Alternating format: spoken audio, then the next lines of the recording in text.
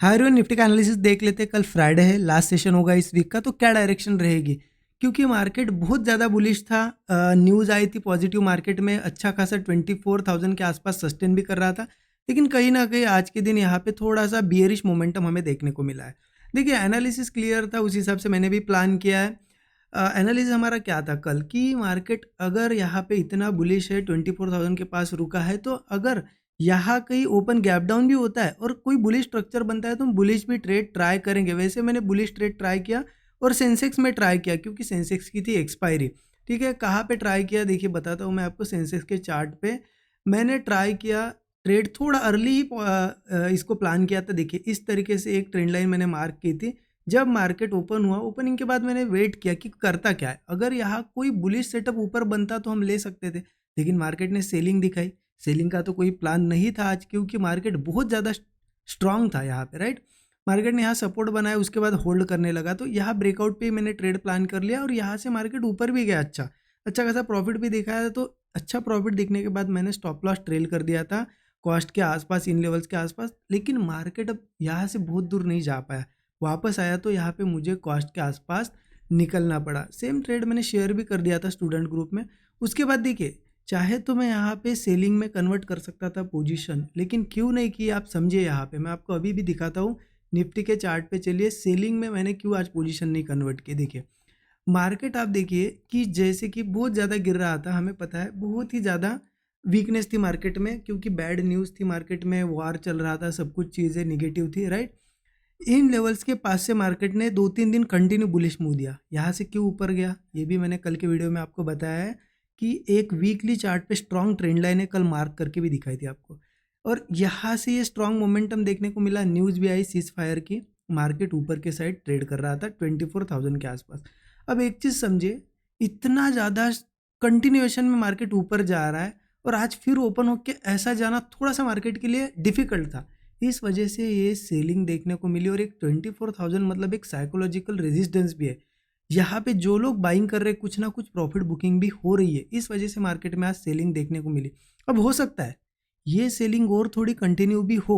मतलब देखिए, ये एक मोमेंटम, एक रिट्रेसमेंट है, ये रिट्रेसमेंट और हो सकता है कंटिन्यू हो। इसीलिए अगर आज तो हमने सेलिंग नहीं की, लेकिन अब आज क्या हुआ है, एक स्ट्रक्चर बना है ऐसा थोड़ा सा बियरिश। ये छोटे टाइम फ्रेम में दिखा दूंगा आपको, 15 मिनट टाइम फ्रेम पे, तो थोड़ा सा स्ट्रक्चर बना है। तो अगर ये कल स्ट्रक्चर कंटिन्यू होता है तो थोड़ी हम सेलिंग कर सकते हैं। मैं इसलिए सेलिंग नहीं करूंगा कल कि यहाँ से गिर ही जाए मार्केट, इसलिए सेलिंग कर सकते हैं हम कि मार्केट और रिट्रेस करेगा तो वो रिट्रेसमेंट कैच करेंगे हम, जो भी प्रॉफिट मिलेगा। और जब फिर से मार्केट ट्रेंड बनाने लगे ऊपर का तो हम बाइंग कर सकते हैं। और अगर ये रिट्रेसमेंट अब सेलिंग में कन्वर्ट हुई तो और अच्छा है, हम वैसे भी सेलिंग तो कर ही रहे, हमारा और प्रॉफिट बड़ा होगा। ठीक है, तो इस तरीके से हमें सोचना है। तो रिट्रेसमेंट तो कैच करेंगे ही, लेकिन अगर ये सपोर्ट जो आज के दिन मार्केट होल्ड करके बैठा है 23,700, अगर कल भी होल्ड करता है तो फिर हमें बाइंग करनी पड़ेगी। ठीक है, फिर मार्केट ऊपर जा सकता है। 15 मिनट चार्ट पे दिखा दो आपको कि कैसे क्या कर सकता है। देखिए मैं क्यों बोल रहा हूँ कि स्ट्रक्चर थोड़ा चेंज हो गया है, आज कन्फर्मेशन मिला हमें उसका। 24,000 के आसपास से देखिए थोड़ा बहुत वीकनेस आई है, लेकिन ये वीकनेस मुझे इतनी स्ट्रांग नहीं लग रही है। इतने ज़्यादा कुछ प्रीमियम नहीं बढ़े कि यहाँ से हम मतलब कल गिर ही जाए बहुत, ऐसा तो नहीं लग रहा है। अगर होल्ड वगैरह करता है, क्योंकि 23,700 है ना, एक अच्छा सपोर्ट है, होल्ड करता है तो बुलिश जा सकता है। तो हम बेयरिश ट्रेड पहले कैसे प्लान करेंगे वो देख लीजिए। बेयरिश प्लान करने के लिए मेरा व्यू ये है कि 23,700 के नीचे आना चाहिए। मतलब मान लो कल ऐसा कोई एक आध ब्रेकआउट बना, उसके बाद वो ब्रेकआउट हुआ फेल, और यहाँ के वो सस्टेन करके अगर ब्रेकडाउन बनाता है तो हम पुट ले सकते हैं। अदरवाइज मार्केट मान लो नीचे ही, थोड़ा सा नीचे ही ओपन होता है और नीचे ही सस्टेन करता है, कोई ब्रेकआउट नहीं बना पाता है और वीकनेस दिखाता है, तो भी हम पुट साइड का ट्रेड ले सकते हैं। अब टारगेट क्या रहेगा, देखिए हम कंसिडर कर रहे हैं एक रिट्रेसमेंट, तो जो भी मिलेगा मूव 1:3 1:4 का एक टारगेट मिनिमम हमारा होना चाहिए। ठीक है, सेलिंग इस केस में कर सकते हैं, लेकिन कब सेलिंग नहीं करेंगे और बाइंग कब करेंगे, अगर मार्केट 23,700 को होल्ड कर जाता है कल। ठीक है, देखिए बाइंग के लिए सिंपल सा फंडा है, मार्केट कंटिन्यू बुलिश मूव दे रहा है, एक रिट्रेसमेंट है, हो सकता है यहीं पे सस्टेन करे मार्केट, या हो सकता है छोटा सा गैप डाउन भी हो थोड़ा बहुत। ठीक है, अगर गैप डाउन भी होता है या फिर यहीं पे ओपन होता है, अगर एक चीज़ मार्केट दिखाता है यहाँ पे हमें कि कोई ऐसा सपोर्ट बनाया मार्केट ने और वो सपोर्ट होल्ड कर गया मार्केट और ब्रेकआउट बना, तो मैं ज़रूर कॉल ट्राई करूँगा, क्योंकि मार्केट में स्ट्रेंथ बहुत है, हो सकता है ये रिट्रेसमेंट हो, उसके बाद सपोर्ट बनने के बाद अगर वो सपोर्ट होल्ड कर पाता है तो बुलिश ट्रेड हम प्लान कर सकते हैं ब्रेकआउट पे, ठीक है। यही सेम सिचुएशन अगर थोड़ा सा गैप अप भी होता है छोटा सा, तो भी ऐसा स्ट्रक्चर बनता है तो मैं बाइंग ही करूंगा, क्योंकि यहाँ कहीं से जब मार्केट ऊपर जाएगा तो कहाँ तक जाएगा देखिए।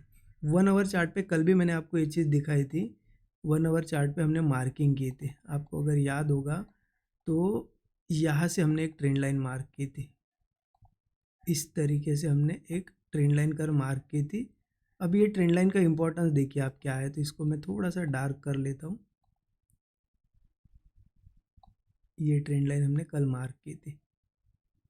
अब इसका इंपॉर्टेंस क्या है ना कहीं इस ट्रेंड लाइन के पास आप देखिए पहले भी रेजिस्टेंस 1 बार, 2 बार, 3 बार, 4 बार, 4 से 5 बार रेजिस्टेंस ले चुका है।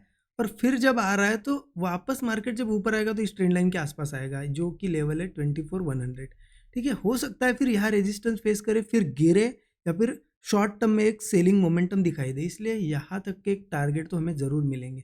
और एक बार 24,100 के ऊपर सस्टेन करने लगा तो फिर अगेन कंटिन्यूएशन आ सकता है, ठीक है।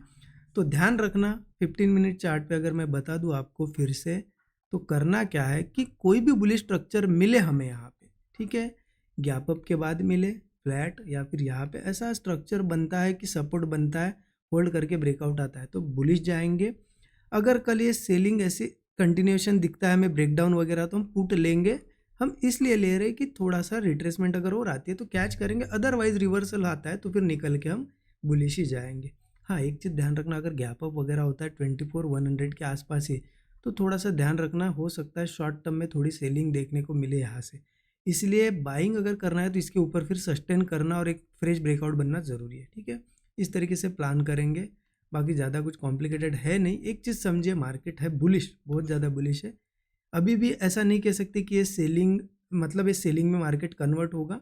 हाँ ठीक है, और कंटिन्यूएशन में 1-2 दिनों में ऐसा ही स्ट्रक्चर रहा तो फिर सेलिंग हम धीरे धीरे कह सकते हैं कि मार्केट गिरेगा। अभी के लिए तो ये शॉर्ट टर्म में एक रिट्रेसमेंट ही होगी, ऐसा दिख रहा है हमें, ठीक है। इस हिसाब से प्लानिंग करेंगे।